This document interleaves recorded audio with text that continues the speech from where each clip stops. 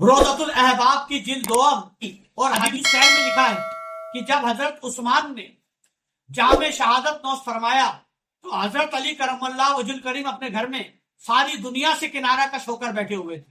علی تو ترک و تجرید میں کونے میں بیٹھے ہوئے تھے۔ اکابر مہاجرین اور انصار اور ہر شہر کے ہر علاقے کے شرفا آپ کی خدمت میں حاضر ہو کر عرض کرتے تھے کہ امت ایک امام اور ایک پیشوا اور ایک خلیفہ کے بغیر زندہ نہیں رہ سکتی۔ یہی وجہ تھے کہ علی نے گوشہ نشینی چھوڑی۔ وہ جو اولیاء اختیار کرتے ہیں گوشہ نشینی، وہ گوشہ نشینی اس لیے چھوڑی تھی۔ سن لو کہ سارے عرب علی کی خدمت میں پہنچ گئے اور کہنے لگے اسلام کو بچاؤ۔ کیا ہوا؟ اکابر مہاجرین کے بڑے بڑے اور انصار کے بڑے بڑے جو قبیلے کے سردار ہوتے ہیں اور ہر شہر کے ہر علاقے کے شرفا آپ کی خدمت میں حاضر ہو کر عرض کرتے تھے کہ امت ایک امام اور ایک پیشوا اور ایک خلیفہ کے بغیر زندہ نہیں رہ سکتی، اور آج آپ سے بڑھ کر کوئی اس کا مستحق نہیں ہے۔ آپ ہی سب سے بڑے امام ہو، آپ کے بنا آپ سے بڑا کوئی امام نہیں ہو سکتا، کوئی پیشوا نہیں ہو سکتا، کوئی خلیفہ نہیں ہو سکتا۔ پلیز آپ حکومت لے لیں۔ علی المرتضیٰ علیہ الصلوۃ والسلام نے جواب دیا، مجھے اس کی کوئی خواہش نہیں، مجھے خلافت نہیں چاہیے۔ سن لو، تاریخ کی کتاب بتا رہا ہوں، مجھے اس کی کوئی خواہش نہیں۔ جس شخص کو آپ بہتر پاؤ اسے خلیفہ بنا دو۔ سن لو، جس کو آپ جو صحیح لگے اس کو خلیفہ بناؤ، مجھے اس کی ضرورت ہی نہیں ہے، میں تو ایک کونے میں پڑا اللہ اللہ کر رہا ہوں۔ آپ لوگ خلیفہ بنا دو جسے چاول لینے کا، میرے کو اس کی ضرورت نہیں۔ میں جو بھی خلیفہ بنے گا اس کو اپنی بیعت دے دوں۔ لیکن لوگ پھر آپ سے کہتے تھے کہ جب تک آپ ہمارے درمیان ہیں کسی کو دم مارنے کی مجال نہیں ہے کہ خلافت کا دعویٰ کرے۔ آپ نے کہا بھائی دے دو، کوئی بھی خلافت دے دو، کسی کو بھی کوئی دعویٰ کرے نہیں کرے، میرے سے مطلب نہیں۔ الغرض جب مہاجرین اور انصار کا ہجوم اور ان کی گریہ وزاری حد سے بڑھ گئی، جب مہاجر انصار سارے عرب رونے لگے گڑ گڑانے لگے علی کے سامنے، سن لو خلافت کی حقیقت، تو پھر آپ راضی کہ بھائی اسلام برباد ہو جائے گا علی آپ کے بنا، اسلام نہیں بچے گا، تو آپ راضی۔ پہلا شخص جس نے حضرت علی کے ہاتھ پر بیعت کی وہ طلحہ بن عبید اللہ تھے۔ اس کے بعد حضرت زید نے بیعت کی، حضرت زبیر نے بیعت کی، پھر سب اکابر مہاجرین اور انصار و عام خلقت نے بیعت کی۔ ایک روایت کی روح سے جس روز لوگوں نے آپ کی بیعت کی جمعے کا دن تھا، اور اسی روز حضرت عثمان شہید ہوئے تھے۔ بڑی راز کی باتیں بتا رہے ہیں، لیکن صحیح اور قوی روایت یہ ہے کہ حضرت عثمان کی شہادت کے ایک ہفتہ بعد یعنی جمعرات کے دن 25 ماہ ذی الحجہ 35 ہجری کو لوگوں نے حضرت علی کرم اللہ وجہ الکریم سے بیعت کی۔ الغرض دوسرے روز بھی لوگ بیعت کرتے رہے۔ اس کے بعد حضرت علی نے خطبہ پڑھا اور صحابہ کے ساتھ نماز پڑھی۔ ان امور سے فارغ ہو کر آپ نے مروان اور بنی امیہ کے چند افراد کو بلا بھیجا کہ لوگوں کے سامنے آ کر حضرت عثمان کے خون کا دعویٰ کریں۔ سن لو، بہت غور سے بات کر رہے ہیں۔ سب سے پہلے کیا کام کیا؟ بنی امیہ کو بلایا اور کہا کہ کیونکہ بنی امیہ میں سے تھے نا حضرت عثمان، تو بنی امیہ کو بلایا کہ ان کے خون کے دعویٰ پیش کرو۔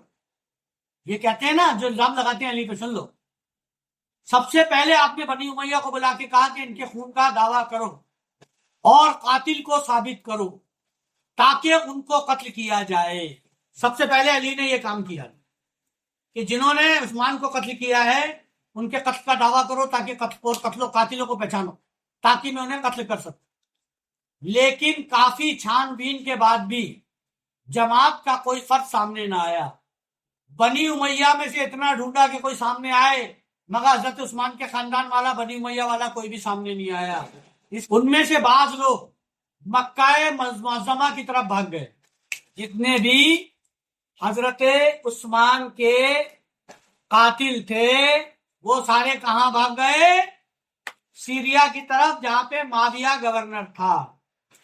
अमीर माविया के पास चले गए, सामने नहीं आए अली के।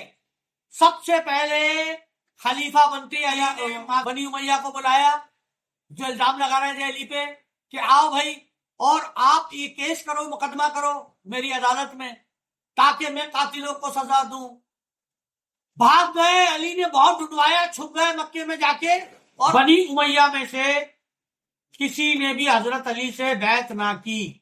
सुन लो, बनी उमैया में से किसी ने भी हजरत अली से बैत नहीं की, और ना उनके सामने कोई हाजिर हुआ। अली के सामने कोई हाजिर भी नहीं हुआ।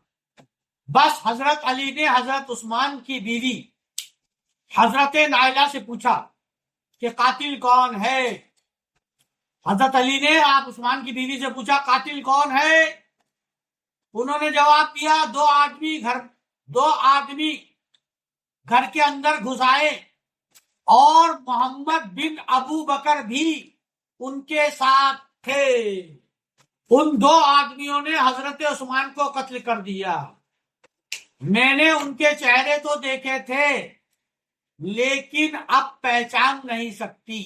हजरत अली करमल्लाहु वजह करीम ने मोहम्मद बिन अबू बकर को तलब फरमाकर वाकये की कैफियत दरियाफ्त की।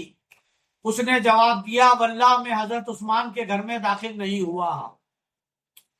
मोहम्मद बिन अबू बकर मना कर दिया उन्होंने कि मैं उस्मान के घर में दाखिल नहीं हुआ, अल्लाह की कसम। और उनके कत्ल का कोई इरादा नहीं रखता था। ये कहा मोहम्मद बिन अबू बकर ने, अल्लाह की कसम खा अली से। दोस्तों फिर से पढ़ता हूं। हजरत मोहम्मद बिन अबू बकर ने जवाब दिया कि वल्लाह मैं हजरत उस्मान के घर में दाखिल नहीं हुआ और उनके कत्ल का कोई इरादा नहीं रखता था। लेकिन जब उन्होंने मेरे वालिद बुजुर्गवार हजरत अबू बकर सिद्दीक का नाम लिया, मैं सख्त शर्मिंदा हुआ और अपने इरादा से बाज आकर ताइब और पशेमान हुआ। ये क्या बात हुई? अभी तो कसम खा रहा हो, घर में नहीं घुसा। आप कह रहा हो कि हजरत उस्मान ने मेरे वालिद का जब नाम लिया कि तुम्हारा बाप मेरा दोस्त था, तो मैं पशेमान हुआ और कत्ल करने के इरादे से तौबा करनी। ये तो दो बातें हो गई। एक तो कह रहा हूं कि मैं उनके घर में दाखिल नहीं हुआ, और अब ये भी मान रहा हूं कि घर में दाखिल हुआ था, कत्ल भी करना चाह रहा था, लेकिन मेरे वालिद का नाम लिया तो मैंने तौबा की और शर्मिंदा होकर वापस आ गया। तो इसका मतलब हजरत उस्मान की बीवी सही कह रही थी, ये भी साथ में था। अब आगे फरमा रहे हैं मोहम्मद बिन अबू बकर, कसम है खुदा की मैंने उनको कत्ल नहीं किया।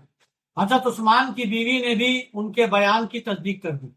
बोले हाँ कत्ल तो इसने नहीं किया, मगर आया तो था साथ में। बाद अज़ा अमीरुल मोमिनीन ने सहाबा कराम को मुखातिब करके फरमाया अगरचे मेरे साथ आप लोगों ने बैत की है, लेकिन मैं आप लोगों को बता देना चाहता हूं कि मैं हद शरा से तजावुज नहीं करूंगा। क्या नहीं करूंगा? शरीयत की हद से आगे नहीं बढ़ूंगा। इसका मतलब समझे? हद शरा से तजावुज नहीं करूंगा और किसी की रियायत ना करूंगा। मैं किसी को भी रियायत नहीं दूंगा। तमाम उमूर का फैसला जमहूर के मशवरे के मुताबिक होगा, यानी डेमोक्रेटिक वे में होगा सारा फैसला। और अपनी जात के लिए बैतुल माल से एक दिरहम भी नहीं लूंगा, जबकि बैतुल माल में उनका हिस्सा बहुत ज्यादा था, अरबपति हो जाते।